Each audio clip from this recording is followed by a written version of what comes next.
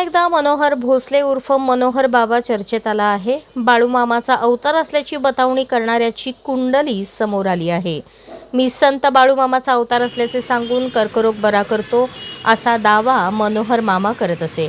मनोहर भोसले बाभळीचा पाला, साखर, भंडारा विकत घ्यायला लावायचा। 2021 मध्ये शशिकांत खरात यांची 2,51,000 रुपयांची फसवणूक केल्याप्रकरणी मनोहर भोसलेला अटक करण्यात आली होती। त्यानंतर मनोहर भोसलेने आश्रमात साथीदारांसह लैंगिक शोषण केल्याचा आरोप महिलेने केला होता। त्याही प्रकरणात भोसलेला 2021 मध्ये अटक झाली होती। बाळूमामांचा अवतार असल्याची बतावणी करत त्याने सगळ्यांनाच जाळ्यात ओढलं होतं।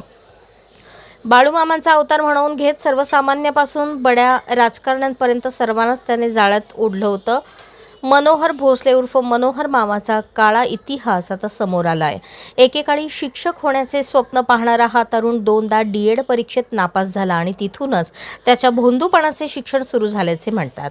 फसवणूक आणि जादूटोणा प्रकरणी पुन्हा एकदा गजाआड गेलेला मनोहर मामाची घोटी तालुका करमाळा येथे 27 एकरातील आलिशान आश्रम आता कायमचा बंद करण्यासाठी ग्रामस्थ एकवटले आहेत। इंदापूर तालुक्यातील लासुर्णे गावचा मनोहर भोसले शिक्षक होण्यासाठी डीएड करत होता, मात्र 2 वेळा सलग नापास झाला। या अपयशानंतर पुन्हा प्रयत्न न करता त्याने आपली दुसरी वाट निवडली। मनोहरने थेट पश्चिम बंगाल गाठला आणि तिथे जादूटोणा शिकला असल्याची चर्चा परिसरात सुरू झाली। त्यानंतर उंदरगाव तालुका करमाळा येथे नातेवाईकांकडे राहू लागलेल्या मनोहरने लोकांना मोहिनी घालण्यास सुरुवात केली। हळूहळू त्याचे नाव मुंबई, पुणे अशा मोठ्या शहरांपर्यंत पोहोचले आणि एका झोपडीत राहणारा मनोहर भोसले आलिशान आश्रमाचा मालक बनला। मनोहर भोसले हा लोकांचे भाकीत सांगायचा, मात्र त्याचा अधिक कल हा लोकांचा भूतकाळ सांगण्याकडे अधिक असायचा। यातून लोकांवर तो आपल्या दिव्य शक्तीची भुरळ पाडायचा।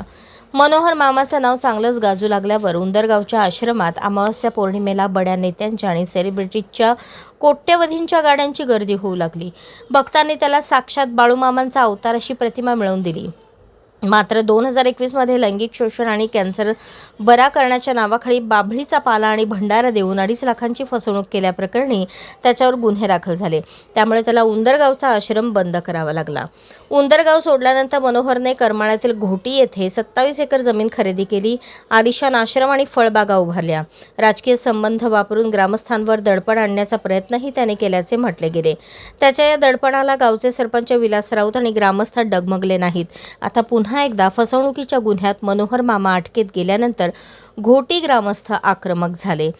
या आश्रमाची सखोल चौकशी करून तो तातडीने बंद करावा अशी लेखी मागणी सोलापूर पोलीस अधीक्षक अतुल कुलकर्णी यांच्याकडे करण्यात आली आहे।